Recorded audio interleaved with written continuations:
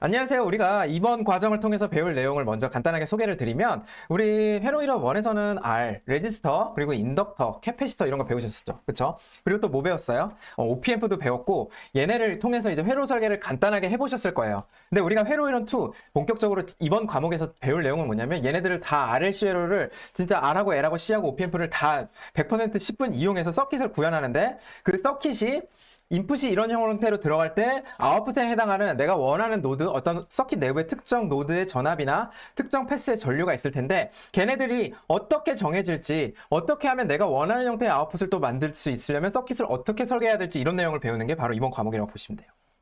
그래서 여러분 잠깐 제가 다른 얘기를 하자면 우리 딜리버 인포메이션을 전달을 하는 과정을 한번 보실 텐데 여러분 제일 간단하게는 사람이 핸드폰으로 전화를 하는 거죠. 그래서 전화를 받는 사람이 있는 건데 자, 이 사람이 전화를 받을 거예요. 받는데 무선으로 가잖아요. 그래서 중간에 무선으로 갔다가 유선으로 가서 다시 무선으로 갈 텐데 제가 어쨌든 시그널을 받을 거예요. 이 사람이 보내는 시그널을 이 사람이 받을 텐데 간단하게 제가 이런 웨이브폼을 보낸다고 해볼게요. 근데 뭐 제가 이 사람 한 명이 보내고 이 사람 한 명이 받는다 그러면 이렇게 웨이브폼을 아무렇게나 보내도 상관없을 텐데 사실상 진짜 우리 현실은 이렇게 쉽지가 않고요. 여러 사람이 보내고 여러 사람이 받는 거예요. 그러면 얘도 보내고 얘도 보내는 거예요. 두 명이 각각 따로따로 보내는데 이 따로따로 보내는 시그널을 얘는 이 사람한테 보내고 싶고 얘는 이 사람한테 보내고 싶은 거예요. 그러면 이렇게 보내고 있을 때 사실은 여기 얘네들이 다 가면 이쪽에서 섞이거든요. 이게 따로따로 물리적으로 다른 위치로 가는 게 아니고 저 멀리서 가갖고 얘 똑같은 뭐 이렇게 똑같이 이렇게 다 비슷한 위치에서 비슷하게 가면 얘가 나중에 섞여버릴 가능성이 충분히 클 텐데 그러면 섞이면은 이게 두 개가 더해져가지고 이렇게 섞인단 말이에요. 얘가 지금 제가 일부러 이렇게 그렸는데 얘가 지금 서로 반대 페이지이기 때문에 파형의 크기가 오히려 매그니튜드가 작아진 걸 볼 수 있어요. 그런 건 중요하지 않고 얘네들이 그냥 섞였다. 비슷한 게 섞였다. 그러면 여러분 이거를 누구는 이걸 주고 여기 이렇게 주고 나눠줄 수 있어요? 이런 섞인 거를 얘가 받아가지고 여기 어떤 전달하는 어떤 디바이스가 있어가지고 얘를 이 부분은 뽑아가지고 얘한테 주고 이 부분은 이미 뽑아가지고 얘한테 주는 거 이미 섞여버렸는데 여기서 이거 두 개를 어떻게 추출해내요? 아무것도 안 보이는데 그쵸?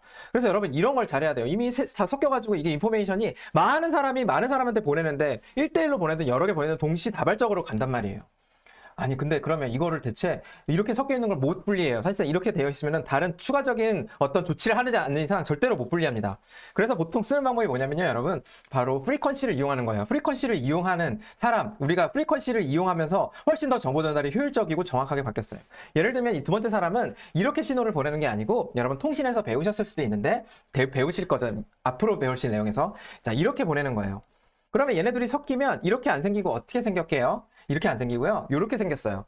그럼 여러분 딱 보세요. 눈으로만 봐도 이거 그냥 바로 분리 가능하죠. 이렇게 느리게 변하는 애랑 그다음에 뭐예요? 그거 빼고 나머지 이렇게 자글자글거리는 애랑 두 개로 분리가 가능하잖아요. 이거 딱 봐도 분리되잖아요. 그쵸? 그러니까 어때요? 그 자글자글 변하는 애는 얘한테서 온 거야. 그리고 느리게 변하는 애는 얘한테서 온 거야 해서 각각 그게 얘야, 그게 얘야. 이렇게 나눠주면 되는 거거든요. 그러니까 여러분 어때요? 프리퀀시를 서로 다르게 함으로써 주파수를 다르게 함으로써 제가 시그널을 분리를 할 수는 있어요. 그렇죠. 그래서 그 프리퀀시 필터링을 통해서 우리가 할 수 있다고 하는데요. 그런 프리퀀시에 따른 서로 다른 리스폰스를 볼 수 있다는 게 엄청나게 자원이고 엄청나게 효율적인 사람이 갖고 있는 자원이에요. 그래서 그걸 통해서 이런 동시다발적인 통신과 동시다발적인 정보 전달이 가능하게 됐어요. 그러면 이거를 하는 실제 하드웨어가 있어야 될 거 아니에요. 이론만 중요한 게 아니고 얘를 하는 진짜 회로가 있어야 될 거 아니에요. 그거 배우는 게 바로 회로의 프리퀀시 리스폰스를 본다라고 얘기를 해요. 그래서 저는 이렇게 말씀드리고 싶어요. 프리퀀시 리스폰스에 대해서 본다. 우리가 RLC 통해서 RLC 회로 플러스 OPMP까지 써서 프리퀀시 리스폰스를 집중적으로 보는 게 바로 이 회로이론 2 과목의 진짜 목표다. 이렇게 생각을 해주시면 될 것 같아요. 그래서 여러분 프리퀀시 리스폰스라는 건 결국 내가 프리퀀시가 들어감에 따라서 내가 이렇게 이 정도로 변하는 이렇게 빨리빨리 변하는 시그널은 내가 서킷이 이렇게 나가는데 아예 좀 느리게 시그널이 들어온다 그러면 아무것도 안 나는 거예요. 즉 이 서킷의 리스폰스가 반응이 프리퀀시별로 다 다른 거예요. 자 그러면 어때요? 제가 아까 앞에서 우리 정보 전달할 때 그거 어디다 써먹을 수 있어요? 이거를 내가 어떤 서킷은 내가 느리게 변하는 시그널만 전달하는 거예요. 그래서 내가 이 서킷에다 넣으면은 이렇게 느리게 나가는 시그널만 나가고 어떤 서킷은 뭐예요? 되게 빨리 변하는 시그널만 내보니까 얘를 이렇게 내보내서 얘네들을 분리해서 너 이렇게 나눠줄 수 있는 거죠. 그쵸? 이게 바로 여러분 서킷을 통해서 프리퀀시를 필터링 하는 거거든요. 그런 애들을 필터라고 불러요, 서킷을.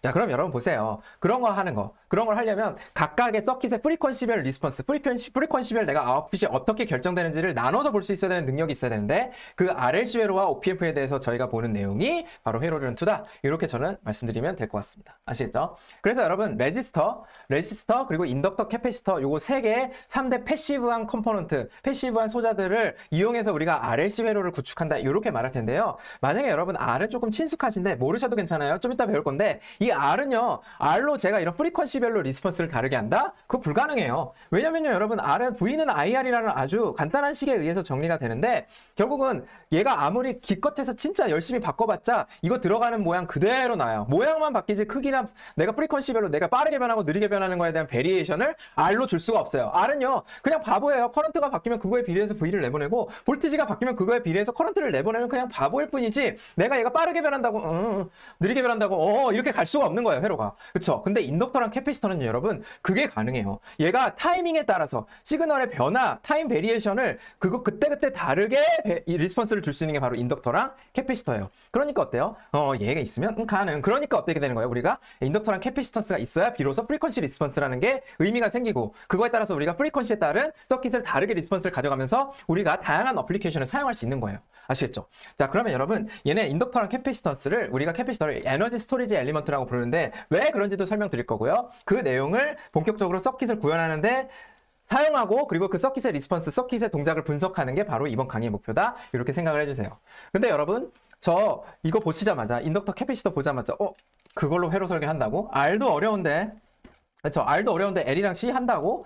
나 L이랑 C 배울 때 이미 회로 던져가지고 기억 하나도 안 나는데 어떡하지? 지금 나 여기 잘못 들어온 건가? 이렇게 생각하실 수 있어요. 근데 여러분 그거를 제가 커버업 해주기 위해서 바로 오늘 강의는 서킷 티어리 1에 대한 회로 이론 2에서 필요한 내용을 간단하게 리뷰하는 시간을 가질게요. 아시겠죠?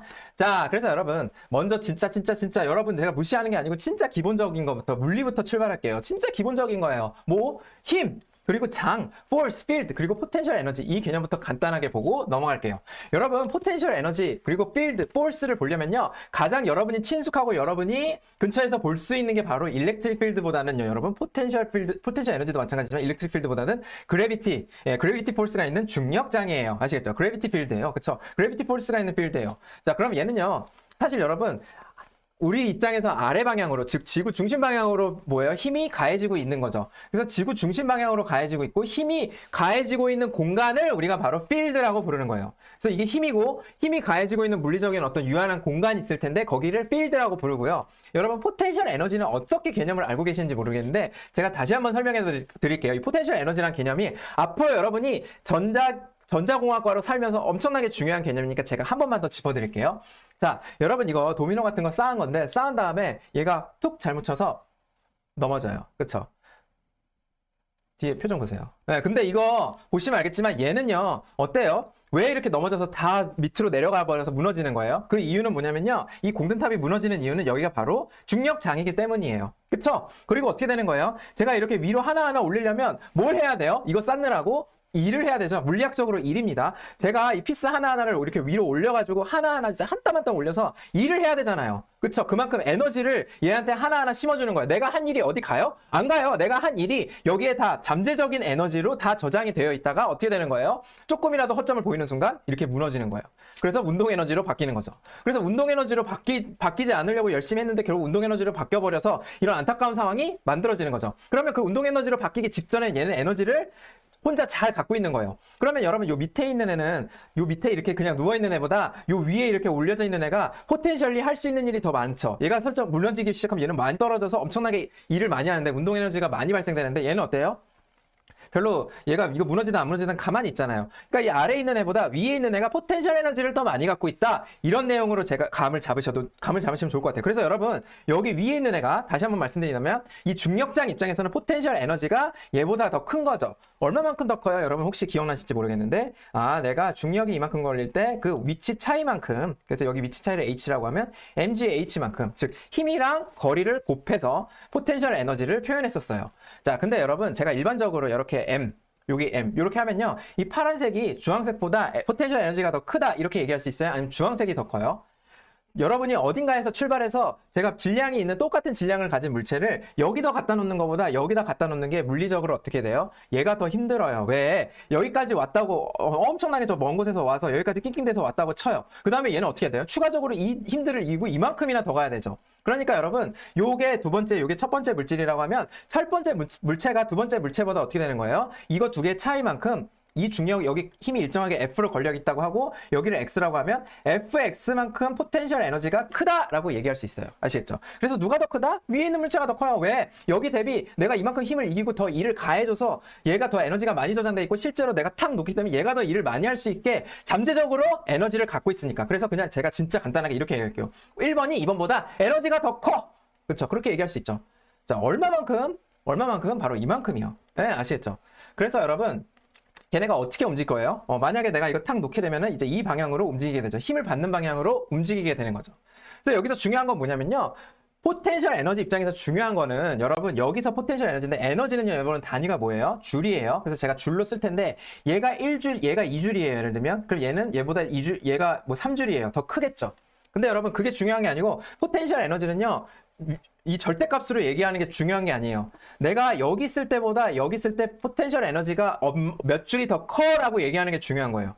아니 교수님 그럼 포텐셜 에너지 몇 줄 하는 거는 뭐예요? 그건 뭐냐면 어딘가가 0줄로 레퍼런스로 기준으로 잡혀져 있기 때문에 그런 거예요. 어딘가가 0줄로 잡혀져 있는 거예요 여러분. 그래서 여러분 보통 중력장에 의한 위치 에너지는요 땅바닥을 0줄로 잡거나 그쵸? 아니면 위치 에너지는 저 멀리 있는 엄청나게 무한히 떨어진 점을 0으로 잡거나 그렇게 하거든요. 그래서 여러분 얘도 우리가 위치 에너지가 3줄이야 라고 말하는 건 0줄이 이미 그렇게 말하는 순간 0줄이 사전에 이미 0줄인 지점이 어딘가가 정의가 되어 있는 거예요. 그럼 여러분 보세요. 얘도 제가 2줄이라고 말하는 순간 어딘가 0줄 저 멀리 있는 0줄인 지점을 사람이 임의로 그냥 정해놓고 여기 2줄 3줄 이렇게 얘기할 수 있는 건 그것 때문이에요. 그럼 제가 따르게 정하면요. 이게 2줄, 3줄 아니고 5줄, 6줄. 그쵸? 그럼 따르게 내가 또 정하면 마이너스 8줄, 마이너스 7줄 이렇게 될 수도 있는 거예요. 근데 뭐는 절대 안 변해요. 기준이 아무리 바뀌어도. 얘네 둘 차이는 절대 안 변하죠. 그러니까 여러분 포텐셜 에너지는 중요한 게 뭐냐면 둘의 차이예요. 둘의 차이만 중요해요. 아시겠죠? 둘의 차이만 중요한 거지 이 둘의 차이만 중요하지 그 값이 얼마다 하는 거는 우리가 0줄인 지점이 정확하게 스페시파이 됐을 때만 중요한 거예요. 네, 그래서 그걸로 알 수 있는 거다. 그렇게 일단 이해를 해놓으세요. 자, 이게 사전 지식 첫 번째고, 두 번째는요, 그럼 이제 여러분이 사실은 앞으로는 중력장보다 뭐가 더 이제 프렌들리 해줘야 돼요? 앞으로 점점 공부를 해가면서. 네, 저는 중력장보다는요, 전기력이 있는 그 차지, 그리고 일렉트릭 포스가 있는 일렉트릭 필드가 훨씬 더 여러분은 친숙해져야 돼요. 그래서 여러분 소위 말하는 일렉트릭 필드와 일렉트릭 포텐셜에 대해서 한번 말씀드려 볼게요.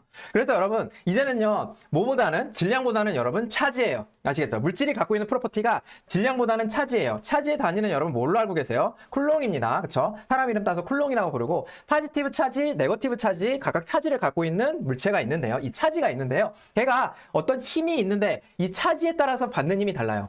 아까는 중력이었으니까 뭐예요? 내가 갖고 있는 질량이라는 프로퍼티에 의해서 받는 힘이 달랐는데 받는 힘이 달랐다는 건 여러분 뭐야? F는 mg에서 내가 질량이 크면 클수록 힘이 점점 질량이 크면 클수록 뭐예요? 받는 힘이 크잖아요. 이 정도는 알고 계시죠? 모르시면 그냥 받아들이세요. 그래서 우리가 뭘 갖고 보통은 얘기를 많이 해요? 이 G를 정해놓고 이거를 가지고 우리가 얘가 10mm 이 정도 되니까 이 중력 가속도를 가지고 우리가 계속 얘기를 하잖아요.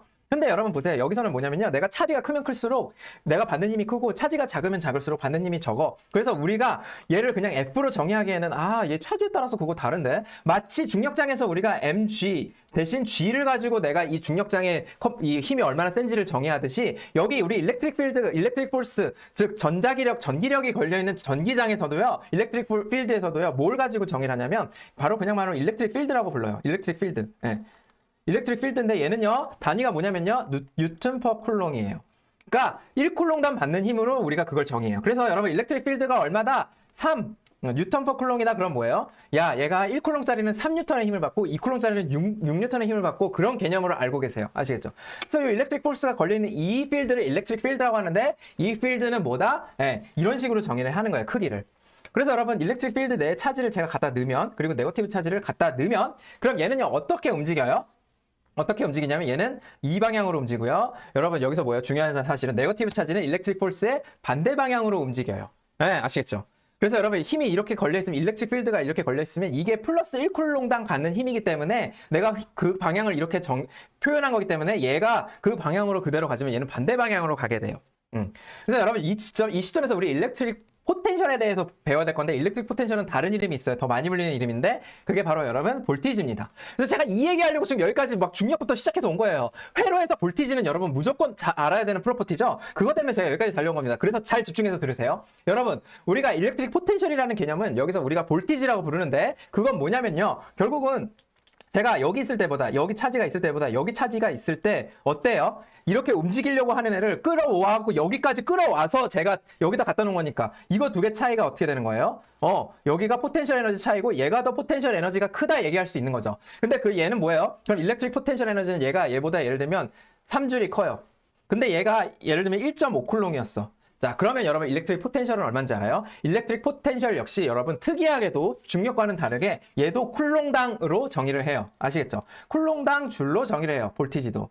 여러분 이게 결국 볼트랑 똑같은 단위예요. 아시겠죠? 그래서 뭐예요? 제가 여기 1.5쿨롱이 있는데 1.5쿨롱짜리를 제가 3줄만큼 움직이는 데는 몇 볼트가 들어간 거예요? 라고 하면 2볼트가 들어간 거예요.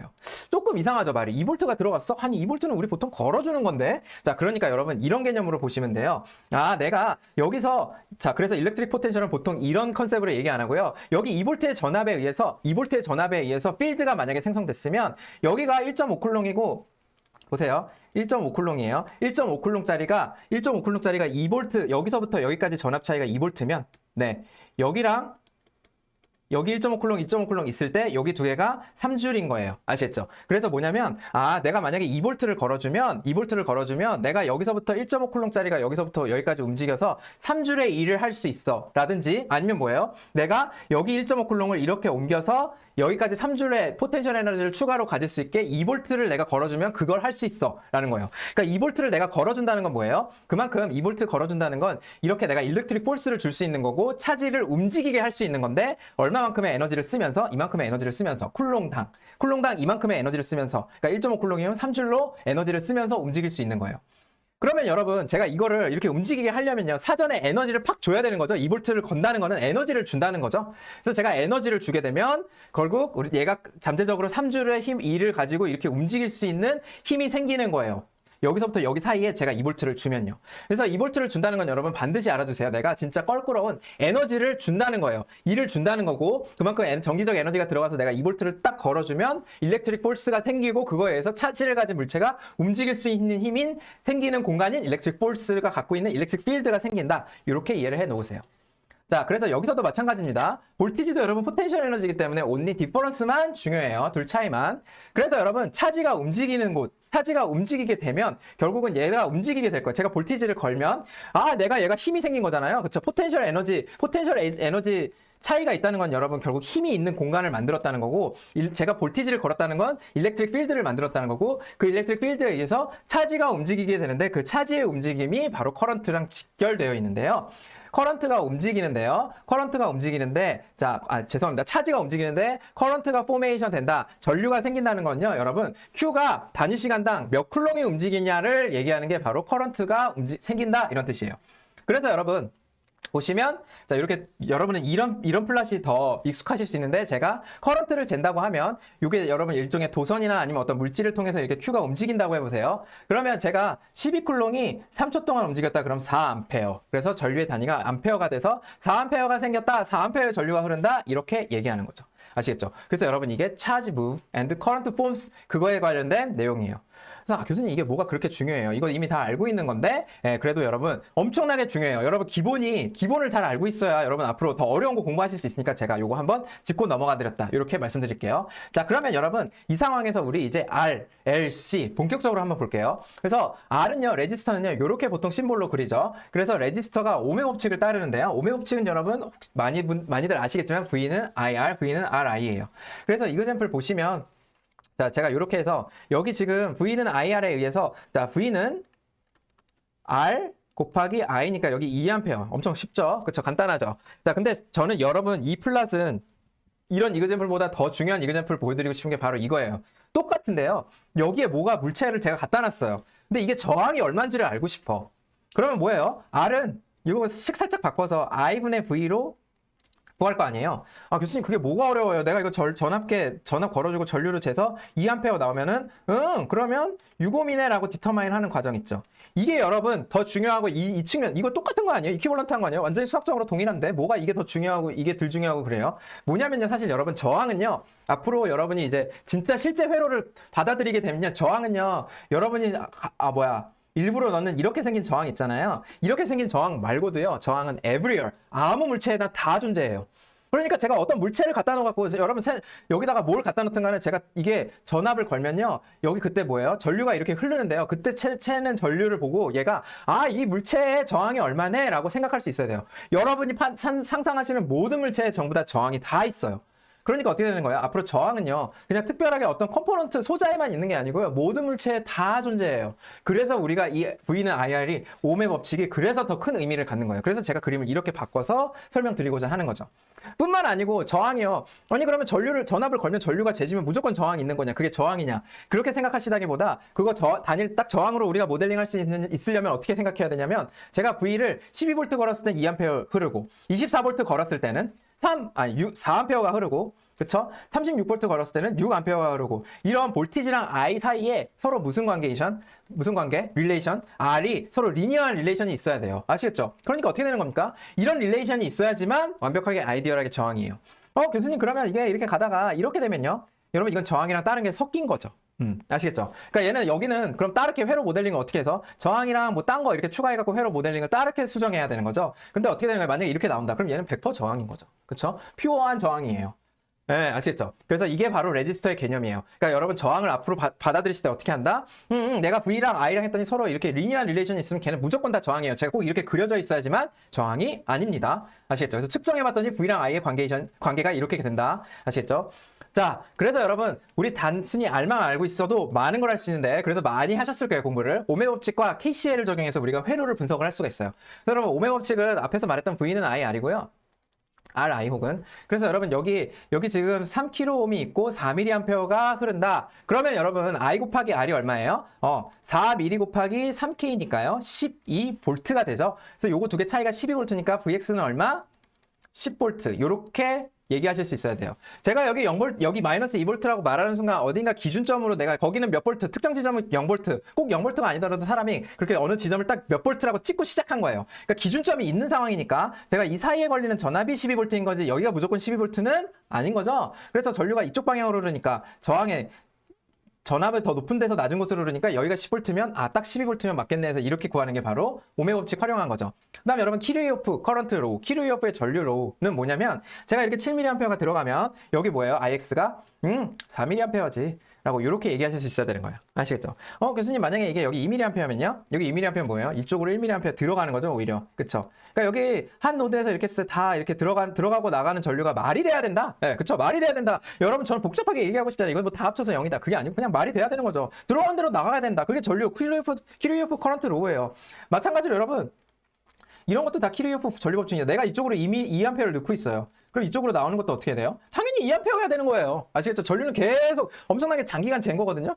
꼭 장기간 재지 않더라도 이렇게 전류가 2A가 들어갔으면 여기도 2A가 나와야 돼요. 그렇지 않으면 위반입니다. 그렇지 않은 경우가 없어요. 네, 여기 이런 물체에서 이렇게 2A 들어가서 2A 나와야 되거든요. 네, 그래서 여러분 그게 바로 말이 돼야 되는 게 바로 키르이호프 커런트 로우예요. 그래서 제가 이쪽으로 다시 아까 2mA 들어가면 IX는 어떻게 된다? 마이너스 1mA다 이렇게까지 얘기하실 수 있어야 돼요. 왜냐면 방향을 이쪽으로 정했다면 이쪽으로 1mA가 흐르는 거니까 IX는 마이너스 1mA. 왜냐면 반대로 정해져 있으니까 그렇게까지 말씀하실 수 있어야 된다. 자, 그래서 이미 우리 R만 가지고 R 갖고 있는 서킷들을 아날리시스를 할 수가 있어요. 그걸 하실 수가 있는데 보세요. 바로 우리 앞에서 배웠던 오메 법칙과 키르이호프 커런트 로우를 적절하게 사용하면 여기 이 회로에 있는 모든 패스에 있는 커런트랑 여러분 커런트는 패스로 흐르는 겁니다. 그리고 모든 노드에 있는 이 점점점점에 있는 볼티지를 다 스페시파이 하라 라는 거죠. 자, 그래서 이때 여러분 어떻게 돼요? 볼티지 밸류를 스페시하려면 여러분 반드시 뭐가 필요하다고요? 기준점이 필요한데, 자, 그래서 여러분 뭐예요? 0V를 제가 이렇게 기준을 잡으면, 그래. 그러기 전에 우리 못 구해요. 교수님 분명히 차이값만 중요하다고 하는데, 여기 0V니까 걱정하지 말고 구해. 그럼 이제 안심해서 구하실 수 있는 거죠. 자, 그러면 여러분 어떻게 돼요? 우리가 이 오메 법칙하고 키르이호프 커런트 로우 법칙만 있으면, 여러분 뭐 메쉬 이퀘이션, 노드 이퀘이션 푸셔도 되지만, 이거 두 개만 있으면 다 하실 수 있어요. 네. 그래서 저는요, 이거 두 개로 다 해요. 그러니까 이게 두 개가 사실 왜 이거 두 개로 하냐면 이게 제일 간단하잖아요. 제가 앞에 슬라이드에서 보여드렸듯이 메시피케이션, 노드피케이션 여러분 배우신 거 알겠는데 그거보다 이게 훨씬 더 간단하지 않아요? 이거 두 개를 반복적으로 이렇게 자꾸 사용하면 아무리 복잡한 회로라도 단언하건대 아무리 복잡한 회로라도 다 푸실 수 있어요. 그래서 여러분 여기 4만페어가 흐르잖아요. 일로 4만페어가 흐르는 거죠, 그럼. 그렇죠? 일로 4만페어 흐르는데 일로 1암페어가 흐르잖아요. 일로 1암페어. 그럼 이쪽으로 얼마예요? 2암페어 흐르네. 그쵸? 이렇게 가능하죠. 벌써 많이 했어요. 교수님 여기 0V인데요. 그럼 여기 몇 볼트예요? 아직 몰라? 아니지. 이거 보면 여기 몇 볼트라는 거 알 수 있어요? 네, 18V라는 거가 아니고 마이너스 18V인 거 알 수 있죠. 왜냐면 여기서 여기로 전류가 흐르니까. 그쵸? 그 다음 여러분 어떻게 되는 거예요? 여기도 마이너스 18인가요? 절대 그렇게 하시면 안 돼요. 전류원은요, 양쪽의 전압과 상관없이 전류를 주는 거기 때문에 양쪽의 전압이 어떻게 될지는 아직 몰라요. 아시겠죠? 자, 그 다음 여러분 어떻게 되는 거예요? 그럼 여기 일단 패스하고 여기 0인데, 여기 0.5A네? 그쵸? 여기 0.5A니까 여기는 얼마예요? 여기 6V. 여기도 6V죠. 같은 노드니까. 여기 6V. 바로 구했어. 아시겠죠? 자, 그럼 여기 1A인데. 그쵸? 이쪽으로 0.5A니까 여기 0.5A죠. 그쵸? 여러분, 키르요프 커런트 법칙 쓰고 또 오메 법칙 쓰면 다 하는 거 지금 보이시죠? 일로 0.5A 그러는데 여기 2ohm이야? 그럼 여기 5V 아니야? 그쵸? 그럼 여기 0V고 여기 5V. 그쵸? 그럼 이쪽으로 얼마 흘러? 0.5A. 이쪽으로 2A 흐르니까. 이쪽으로 2.5A 흐르는 거 아니야? 그쵸? 다 가능해요. 여러분 못할 게 없어요. 그쵸? 그럼 여기 2A 흐른다고? 여기 5V라고? 여기 2A 흘러? 그럼 여기 2ohm이야? 그럼 여기 4V 걸리네? 여기 9V야? 안 한 데 있어요? 없죠? 이렇게 해서 다 구하실 수 있어요. 모든 커런트, 모든 볼티지를 다 정할 수 있다고요. 여러분 이것도 각자 여기 16V죠? 왜? 여기 0V니까 여기 16V, 여기 18V 빼지니까 여기 마이너스 2V네. 0V에서 마이너스 2V로 전류가 흐르겠네. 얼마? 1A? 그쵸? 왜? 여기 양쪽에 2V 걸렸으니까. 그쵸? 일로 1A 흐르고, 자, 여기 2A가 들어가? 그러면 이쪽에서 분명히 1A가 공급돼야지 말이 되네. 키르요프 법칙이 성립하네. 그쵸? 그러면, 그리고 여러분 또 어떻게 되는 거예요? 일로 2A가 들어가는데, 일로 지금, 여기 16V야. 그러면 여러분, 여기 16V고, 여기 몇 V인지 혹시 여러분 구하시려면 어떻게 해야 돼요? 저기 몇 V인지 구하려면 어떻게 해야 돼요? 어떻게 하긴 여러분, 여기 써 있잖아요. 여기 0V고요. 여기 16V가 더해져 있으니까 여기 16V 아니에요? 그쵸? 그 다음 여러분 어떻게 돼요? 여기 16V하고 여기 16V 하니까 여기 어떻게 되는 거예요? 여기 0A 흐르죠. 양쪽의 전압이 똑같으니까. 그쵸? 여기 0A. 그래? 그러면 여기 2A가 들어가고, 그쵸? 여기 0A가 이렇게 흘러 들어가면 이쪽으로는 2A가 흐르겠죠. 그쵸? 다 할 수 있어요, 여러분. 그리고 이쪽으로 1A 흐르겠죠. 모를 게 없어요. 그러니까 여러분 이쪽으로 2A 흐르니까. 여기 모르는 노드 전압 있어요? 여기 모르는 패스의 커런트 있어요? 없죠? 다 구하실 수 있다. 그래서 저는 이거 두 개를 반복하면서 한다. 앞으로 요 정도만 하셔도 여러분 충분히 하실 수 있어요. 아시겠죠? 자, 그래서 여러분 캐패시터를 본격적으로 볼 텐데, 교수님 저는요, R까지는 괜찮은데 캡만 들어가면 막 불안해요. 불편해요. 그래서 왜 캡이 여러분 왜 불편한지 제가 설명을 드릴 텐데 여러분 그거를 반드시 이번 강의를 통해서 깨부셔야 돼요. 여러분이 연습을 많이 하셔서. 아시겠죠? 연습이라는 건 여러분 문제를 많이 풀라는 게 아니고요. 제가 말씀드린 개념을 자꾸 반복적으로 감을 잡으세요. 자, 일단은 여러분 Q는 CV라는 이 개념에서 출발을 해요. 그래서 제가 캡은요, Q는 CV라는 이 식에서 정의가 되는 거예요. 다른 게 아니고. 그러면 내가 볼티지가 1V 걸렸을 때 여기 3쿨롱이 저장되면 걔가 3페럿이에요. 그래서 캡은요, 여러분 단위가 페럿이라는 단위를 씁니다. 그래서 페럿이라는 단위를 쓰고 이 페럿은요 제가 1페럿이면요 1V에서 걸렸을 때 1쿨롱이 저장되는 거예요. 2페럿이면요 1V 걸렸을 때 2쿨롱 저장되는 거예요. 그러니까 여러분 캐패시터는요 캐패시티라는 용량이라는 네임에서 왔는데요. 여러분 저는요 이거를 이 사람의 어떤 크기, 이 그릇의 크기라고 보는 게 굉장히 좋을 것 같아요. 캐패시터는요 뭐냐면요 VC가 6V예요. 만약에 제가 VC는 여러분 여기 양쪽에 걸리는 전압을 6V라고 해볼게요. 그럼 여러분 이거 지금 0V라는 표시거든요. 그라운드 여기 0V면 여기 얼마예요? 6V. 아까 했으니까 한번 해봤어요. 자, 그러면 여기서 이 6V가 이렇게 VC가 6V가 걸렸는데, 자, 여기서 이게 만약에 2페럿이에요. 캡이 2페럿이면요 여기에 저장된 차지가 여기 안에 저장돼 있는 거거든요. 차지가 안에 들어가 있는 상황인 거예요. 차지가 안에 들어가 있는 상황이면 얘는 뭐냐면요 12쿨롱이 저장된 거예요. 아시겠죠? 12쿨롱이 저장된 거예요. 자, 그러니까 여러분 보세요. 이 캡이라는 게요 어떻게 구현되는 게 다양한 방법이 있는데요. 보통은요 캡도 여러분 모든 물질에 다 있는데 이 캡을 일부러 만들려면 어떻게 만드냐면 메탈이랑 여기 인슐레이터를 넣고요 안에 또 메탈을 넣어요.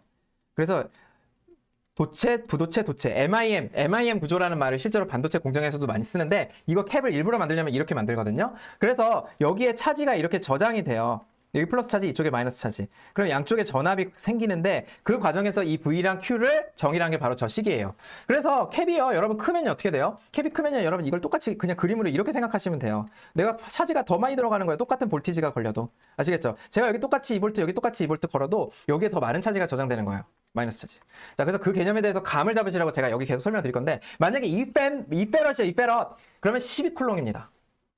12쿨롱이에요. 자, 6V를 내가 전압을 걸었어요, 양쪽에서. 그러면 2페럿이면 이 사람의 크기가 2페럿밖에 안 되는 거예요. 그러니까 담을 수 있는 차지가 12쿨롱인 건데, 이 사람의 크기가, 이 캡의 크기가 5페럿이면 여러분 어떻게 되는 거예요? 똑같은 볼티지를 걸어줘도 나 이만큼 있어. 이만큼 차지 가지고 있어. 라는 게 바로 30쿨롱인 거예요. 그러니까 그게 뭐예요? 얘는 캡이, 캐패시터가 더 큰 거예요. 5페럿인 거는.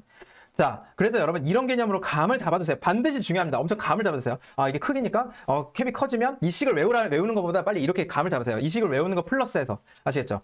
그리고 여러분 여기에 만약에 똑같은 차지를 갖고 있다. 그러면 뭐예요? 2페럿이랑 5페럿이랑 만약에 똑같은 차지 24쿨롱을 갖고 있다면 2페럿은요 지금 그릇은 작은데 뭐가 커가지고 양쪽에 걸린 전압이 엄청 커가지고 무리하고 있는 거예요. 아시겠죠? 24쿨롱. 야, 나도 24쿨롱 있어 하면서 엄청 무리하고 있는 거라고요. 근데 엄청나게 많은 전압을 걸었으니까 네가 거기 지금 24쿨롱이나 저장하고 있지.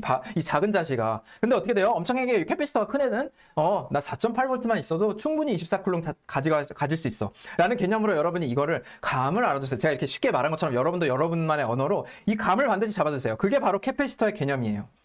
근데 이것만 있으면 쉽지. 여러분이 배우신 캡은 왜 어려워지냐면 본격적으로 어려워지는 시간은 바로 뭐냐면 여기에요. 내가 이거를 여기 양쪽을 타이밍에 대해서 미분을 때리는 순간 제가 아까 뭐라 그랬어요? Q, 단위 시간당 Q가 뭐라 그랬어요? 이게 바로 전류죠. 그러니까 제가 이거 양변을 미분하면 Q의 변화량, T에 따른 Q의 변화량은 바로 I로 바뀌고요. 여러분 양쪽에 미분하면 얘는 그냥 미분을 그대로 쓰게 됩니다. 근데 여러분 우리가 회로에서 보는 애는 Q는 거의 없어요. 회로에서 뭘 봐요? I랑 V만 갖고 논다고요. 그러면 어떻게 되는 거예요? 이게 캡이 의미를 가지려면 이 식보다는요 뭐가 훨씬 더 중요한 식일 거예요. 회로에서는 결국 이 식이 훨씬 더 중요하게 되니까 여러분 이 식에 대한 감도 잡아두시는 게 좋겠죠? 그게 바로 다음 슬라이드에 있습니다. 자, 그래서 저 식, 요 가운데 있는 식 한번 집중적으로 볼게요. 이 식에 대한 감도 마치 여기서 감을 잡으신 것처럼 반드시 알아두셔야 됩니다.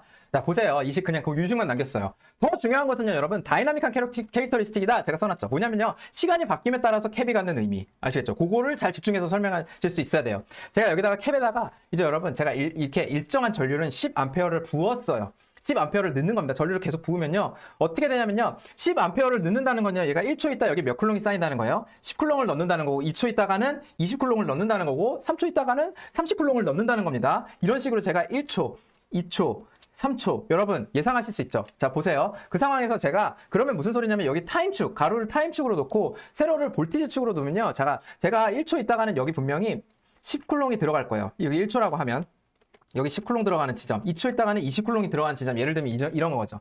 그러면 이 뱀토는요, 그릇이 작아요. 20쿨롱이면 금세 볼티지가 확확 올라가서 꽉 차야 돼요. 네, 아시겠죠? 근데 어떻게 되는 거예요? 5페럿짜리는요? 5페럿짜리는요, 나 아직 멀었는데? 꽉 차려면? 이 VC 그 정도 되려면 멀었는데? 하고 천천히 볼티지가 올라가는 거예요. 아시겠죠? 일정한 전류를 내가 붓는데, 일정한 전류를 붓는다는 건 일정한 속도로 뭐가 증가한다는 거? 뭐가 증가한다는 거? 네, 쿨롱, 즉 전하량이 증가한다는 거고 그 전하량의 증가를 내가 캡이 작으면 뭐야 볼티지 빨리 올라가면서 이렇게 채우는 거고 캡은 뭐예요? 캡이 크면은 볼티지가 천천히 변한다는 거예요.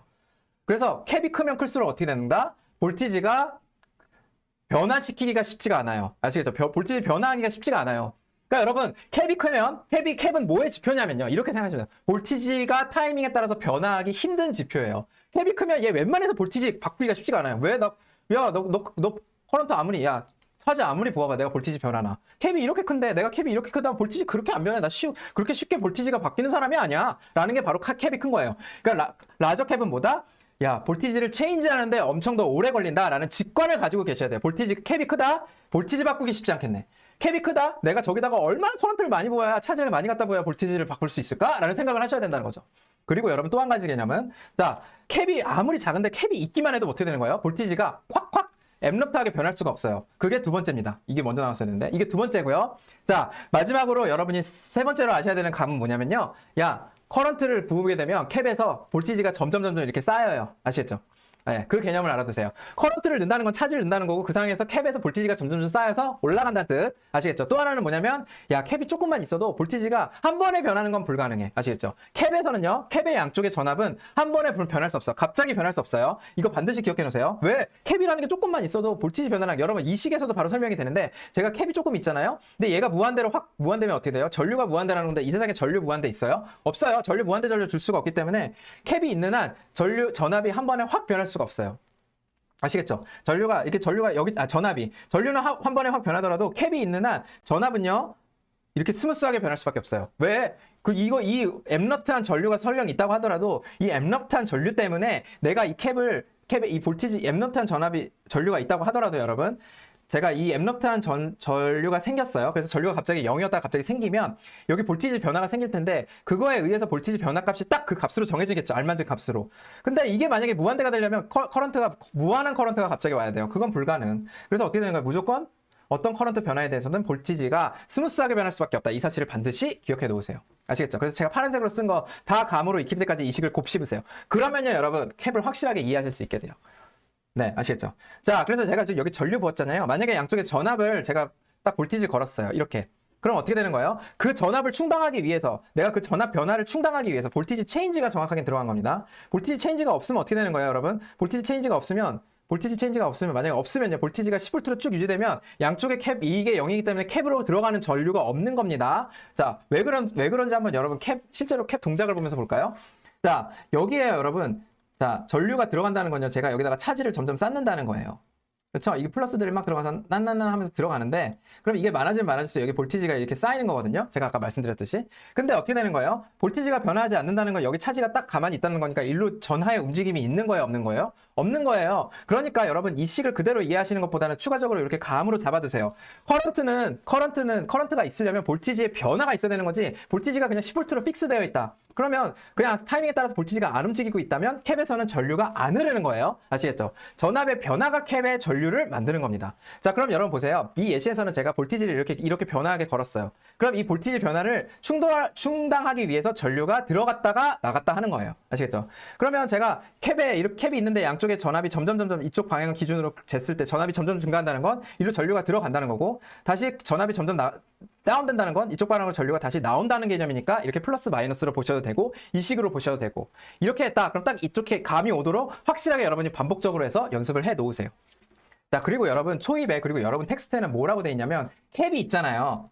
캡이 여러분 에너지 스토리지 엘리먼트라는 말을 썼어요. 제가 강의 자료에도 넣었는데요. 뭐라고 썼냐면 다시 한번 제가 갖고 오는 거예요. 캐패시턴스가 measure of ability to store energy in forms of electric field라고 돼 있는데 이게 무슨 말이냐면 여러분 스토리지가 뭐예요? 여러분이 창고 저장해 놓는 이유는 뭐죠? 여러분이 뭐 SSD에 메모리에 데이터를 저장하든 창고에다가 음식을 저장하든 여러분이 냉장고에 음식을 넣는 거든 다 이유가 뭐예요? 이유는 뭐냐면요. 여러분이 지금 갖고 있는 그 어떤 썸띵을요. 지금 안 써놓고 타이밍 차이를 두고 써먹으려고 갖고 있는 거예요. 그쵸? 모든 스토리지가 다 그렇습니다. 여러분 모든 메모리도 다 그렇고요. 내가 지금 바로 쓰겠다는 게 아니고 그러면 메모리든 스토리지는 필요가 없어요. 스토리지라는 저장한다는 의미는 내가 지금 갖고 있는 거를 바로 써먹는 게 아니고 나중에 써먹으려고 저장해서 갖고 있는 거예요. 그게 스토리지의 개념인 거거든요. 자, 그럼 여러분 보세요. 이 에너지 스토리지는 에너지를 갖고 있다는 건 캐패시턴스는 무슨 개념이냐면 이런 개념 정도로 보시면 될 것 같아요. 제가 여기다 볼티지를 걸었어요. 자, 그럼 여기 볼티지가 5V로 딱 이렇게 저장이 되어 있어요. 전류가 더 이상 안 흐르겠죠? 5V, 처음에 0V에서 5V로 늘어날 때는 전류가 변하겠지만 왜? 전압 변화가 있어요. 전류가 흐르니까. 근데 그땐 전류가 흐르겠지만 5V로 딱 저장되어 있는 상황이라면 어때요? 여기 차지가 이렇게 뜬뜬뜬뜬 저장돼 있고 어느 정도 저장돼 있고 전류가 안 흐르겠죠. 거기까지 해서 스테이지 스테이트로 쫙 가가지고 시간 끌어갖고 5V로 딱 픽스했어요. 전류가 안 흐르는 상황까지 왔어요. 자, 이 상황에서 제가 어떻게 할 거냐면 얘를 끊어버릴 거예요. 탁 끊어가지고 여기 탁탁탁탁 끊을 거예요. 정확히 말하면 여기 끊어서 이렇게 만들었어요. 그러면 여러분 어떤 일이 일어나는 줄 알아요? 여기 5V를 내가 이렇게 충전해서 여기 충전했다면 얘 5V가 여전히 남아있어요. 여기를 끊었다고 하더라도. 네, 왜? 이거 이렇게 플러스 마이너스 차지가 어디 도망가요? 차지가 도망갈 요인이 아무것도 없잖아요. 그러니까 여기 이 차지가 가만히 있기 때문에 5V가 계속 유지하고 있어요. 아이디얼리 리퀴지 전류가 막 이렇게 줄줄 새지 않는 이상 여기 패스가 없잖아. 전류는 흐르려면 패스가 있어야 되는데 전화가 이동할 공간이 없으니까 얘가 뭐야 하고 5V가 가만히 있는 거예요. 자, 이 상황에서 여러분 어떻게 돼요? 내가 여기 지금 5V 걸려있는 상황에서 자, 여기다가 제가 전구를 연결했어요. 아니면 저항을 연결했어요. 전구를 연결했어요. 그럼 어떻게 돼요? 제가 이 시간차를 두고 연결하더라도 얘가 전류가 줄줄 흐르면서 여기 전구를 킬 수가 있게 되는 거죠. 그러니까 여러분 뭐예요? 이게 사실은 물론 여기 얘는 이 전압원이랑 다르게 어떻게 되는 거예요? 5V가 점점 깎이겠죠. 전류가 이동하면서. 근데 이 캡이 엄청나게 크면 이 전압의 변화가 굉장히 슬로우 하겠죠. 왜? 제가 아까 말씀드렸잖아요. 감 잡으시라고 분명히 말씀드렸는데 어떤 감을 잡으라고? 캡이 크면 전압의 변화가 쉽지 않다고. 그러니까 어떻게 돼? 캡을 무진장 엄청나게 극단적으로 크게 해서 이 5V가 웬만한 전류의 흐름에도 변하지 않도록 하면 이 5V를 장시간 동안 공급하더라도 이 전구가 계속 켜질 수 있겠죠. 여러분, 캡을 무진장 크게 만든 게 정확히 엄밀히 같지 않지만 여러분은 알고 있는 건전지예요. 건전지가 엄청나게 큰 캡을 그 안에다가 감아놓은 거거든요. 그래서 여러분 어떻게 되는 거예요? 5V가 전류가 아무리 움직이더라도 5V는 계속 5V로 계속 유지돼요. 왜? 캡이 엄청나게 크니까. 네, 아시겠죠?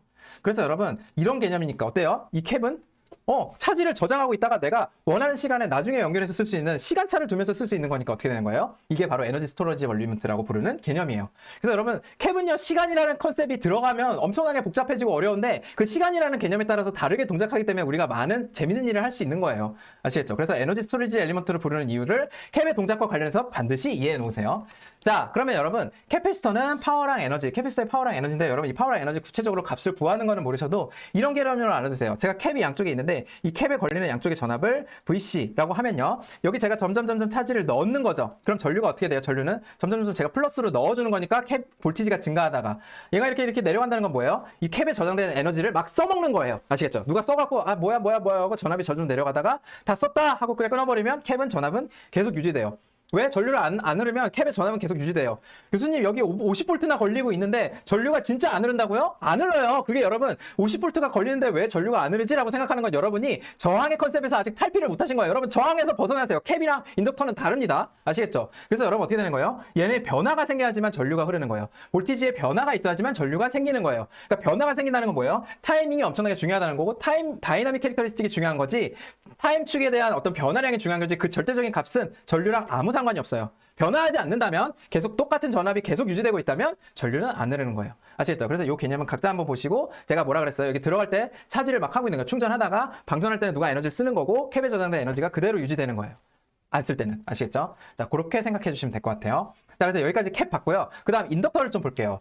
여러분 인덕터는요. 인덕터 배우시기 전에 뭘 아셔야 되냐면 앙페르 법칙하고 앙페르 법칙, 솔레노이드에서 그리고 패러데이 법칙을 좀 아시면 좋은데 자, 제가 이런 코일 보시면 여러분 앙페르 법칙은 다른 거 말고 오른손의 법칙 알고 계세요? 이렇게 하면 이렇게 여러분 이렇게 감아보세요. 이렇게 감으면 어떻게 돼요? 커런트 이렇게 흐르면 자, 자기장이 혹은 마그네틱 플럭스가 어느 방향으로 형성된다고 알고 계세요? 라고 하면 요거예요. 아시겠죠? 여러분 이거 법칙입니다. 교수님 이거 왜요? 이 사람한테 가서 그러지 마세요. 아시겠죠? 이렇게 하면 뭐예요? 자기장이 형성되는 거예요. 아시겠죠? 그럼 이 자기장이 형성되면 이 자기장이 이렇게 형성돼서 여기 마치 자석 같은 전자석도 만들 수 있고 여러분 못에다가 코일 감아서 전자석 만들어 보셨는지 모르겠는데 그런 거예요. 자, 근데 이 상황에서 제가 추가로 변화를 한번 줘볼게요. 커런트에다가 커런트를 증가시켜 볼게요. 커런트 증가하면 어떻게 되게요? 그러면 플럭스도 증가하겠죠. 이거 어렵습니까? 다시 커런트 증가하면 어떻게 돼요? 그러면 플럭스도 증가하겠죠. 마그네틱 플럭스도 증가합니다. 근데 여러분 이 마그네틱 플럭스가 증가하면요. 자, 커런트가 증가해서 마그네틱 플럭스가 증가 끝이 아니고요. 추가적인 일이 발생하는데 뭐냐면요. 갑자기 뭐야? 웬 변화야? 나 변화가 싫어 하는 렌츠의 법칙에 따라서요. 이쪽 마그네틱 플럭스와 반대쪽으로 기전력을 이렇게 유도할 수 있도록 플러스 마이너스 저쪽으로 힘을 줄 수 있도록 이쪽 방향으로 볼티지가 유도가 돼요. 아시겠죠? 그래서 그걸 패러데이 법칙이라고 부릅니다. 자, 그래서 여러분 요거를 다 받아들이세요. 이거 물리법칙이고 각자 보시려면 각자 찾아보시는데요. 패러데이 법칙 어떻게 되냐면 이 방향을 잘 아셔야 돼요. 커런트를 증가하면요. 커런트가 가만히 있으면 볼티지 절대 안 생겨요. 아시겠죠? 커런트가 증가하면 마그네틱 플럭스가 증가해서 자기장이 증가해서 그 자기장의 증가 방향을 반대하는 방향으로 내가 전력을 줄 수 있게 볼티지가 생기는데 그게 바로 패러데이 법칙이에요. 아시겠죠? 자, 그럼 여러분 보세요. 얘가 커런트가 변화하면요. 볼티지가 생기는 거예요. 자, 이렇게 얘기하면 돼요. 이렇게 얘기하면 안 돼요. 커런트가 변하면 볼티지가 변해라고 하지 마세요. 아시겠죠? 커런트가 변하면 볼티지가 생긴 거예요. 어떤 볼티지가 픽스 값으로 생길 수도 있어요. 그냥 일정한 값으로 생길 수도 있어요. 예를 들면 1초마다 커런트가 계속 증가해요. 1초마다 커런트가 일정한 비율로 증가하면 볼티지가 일정한 값으로 계속 생기고 있는 거예요. 커런트가 변하면 볼티지가 변해라고 하지 말라고요. 커런트가 변하면 볼티지가 생겨라고 하라고요. 아시겠죠? 자, 그 두 개는 어마어마한 차이가 있습니다. 자, 근데 커런트가 변하면 마그네틱 플럭스가 변해서 볼티지가 생겨라는데 우리는 여러분 뭐 하고 있어요? 회로하고 있으니까 I랑 V만 알면 되죠. 그래서 이 중간에 있는 마그네틱 플럭스 같은 거 스킵하고 I랑 V의 릴레이션십을 정의하고 싶어요. 그럼 뭐야?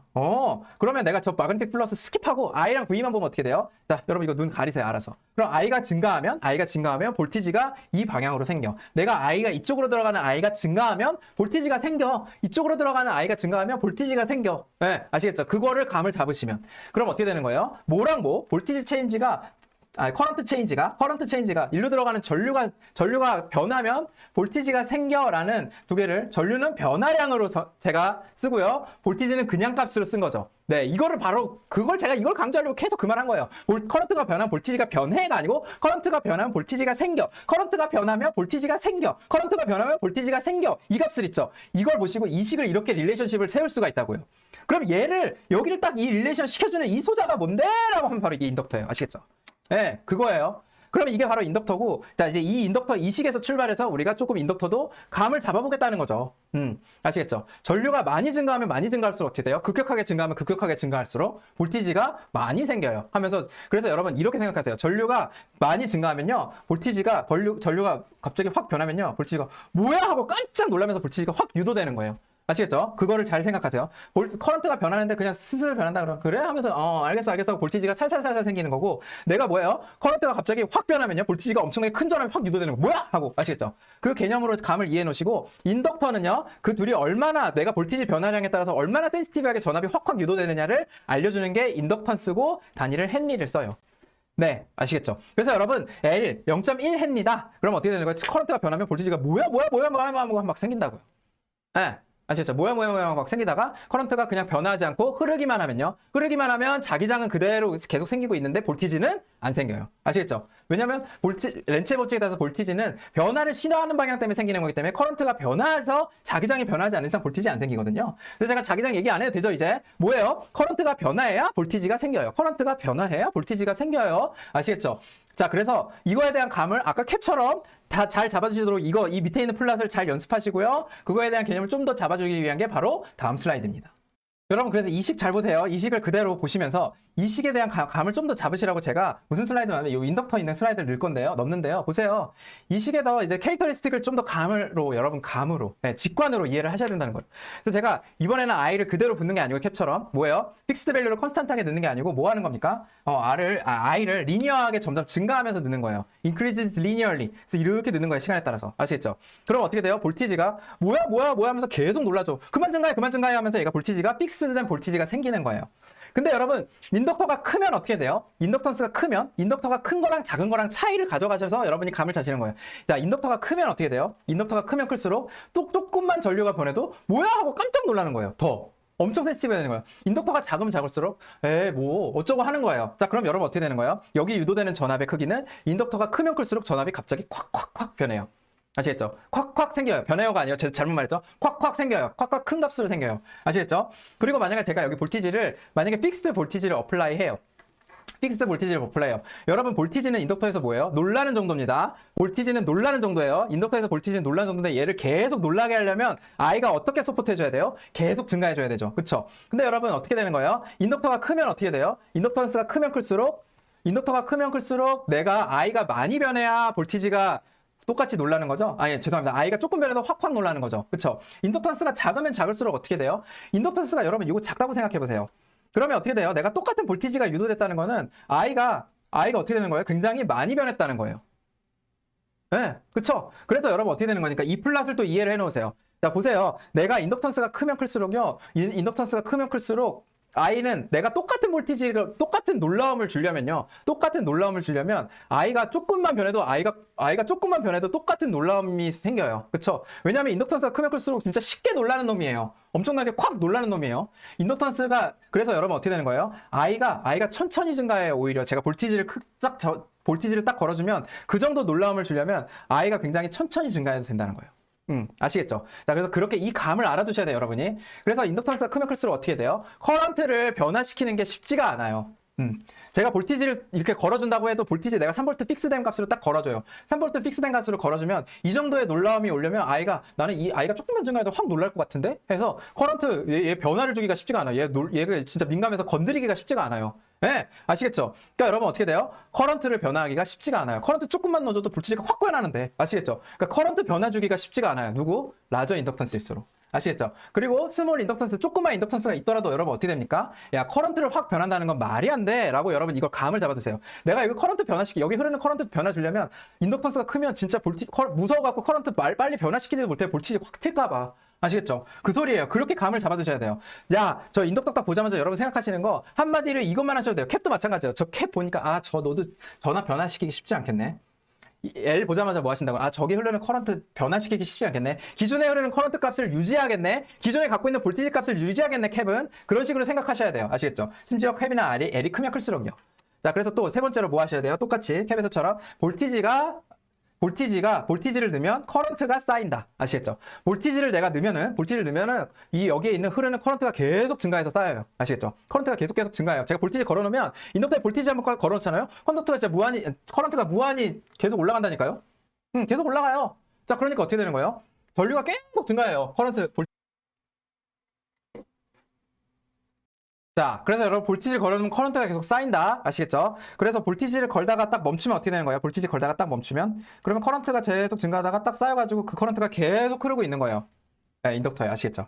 자, 그래서 역시 이것도 에너지 스토리지가 가능해요. 내가 시간차를 두고 에너지를 쓸 수 있다니까요. 여러분, 제가 이렇게 인덕턴스가 있어요. 인덕터가 있고 아까 이 식을 잠깐 관찰해보면 제가 여기다가 전류를 계속 부어주면 어떻게 되는 거예요? 전압은 변하지 않아요. 일정한 전류가 계속 흐르게 되죠. 그래서 여러분 처음에 전류가 증가할 때야 볼티지가 증가했겠지만 그리고 나서 어떻게 돼요? 전류가 일정 전압으로 계속 예를 들면 5A가 계속 흐르고 있어요. 그러면 전압이 어떻게 되는 거예요? 더 이상 생기지 않아요. 전압이 생기지 않고 전압이 0입니다. 그래서 여러분 양단의 전압이 0이에요. 그래서 무한시간 흐르고 내가 그냥 일정한 전류가 흐르고 있으면 여기 양단의 전압이 0이에요. 그냥 연결되어 있는 거랑 똑같아요. 자, 그 상황에서 제가 이거를 이렇게 연결해요. 그럼 이쪽으로 어떻게 돼요? 여기 5A 흐르고 있었다가 이거에 의해서 내가 이렇게 연결해버리더라도 얘는 5A가 계속 흐르고 있는 거예요. 아시겠죠? 저장된 거죠. 전류가 저장된 거예요. 그 상황에서 내가 순식간에 이렇게 만약에 할 수 있다. 전구를 넣었다? 그러면 이게 5A 흐르던 게 안 흐를 리가 없지 하고 전류를 나중에 이렇게 공급해 줄 수 있는 거예요. 그래서 전구에 불 켜지겠죠. 그래서 에너지 스토리지 가능하다. 그래서 L이랑 C를 각각 에너지 스토리지 엘리먼트라고도 불러요. 자, 그래서 여러분 오늘 뭐 배웠어요? 볼티지가 뭐고 커런트가 뭐고 거기서부터 제가 말씀드렸죠. 그리고 나서 어떻게 되는 거예요? R은 여러분 R 당연히 배우셨지만 R에 더해서 여러분 캐패시터랑 인덕터에 대한 감을 잡으시라고 제가 그 감 잡는 내용을 말씀드렸어요. 그래서 다음 강의부터는 R, L, C를 이용한 리스폰스, 회로를 구성했을 때 간단한 회로부터 리스폰스를 좀 보려고 그러니까요. 그 내용은 바로 다음 강의 이어서 진행하겠습니다. 여러분 수고하셨습니다.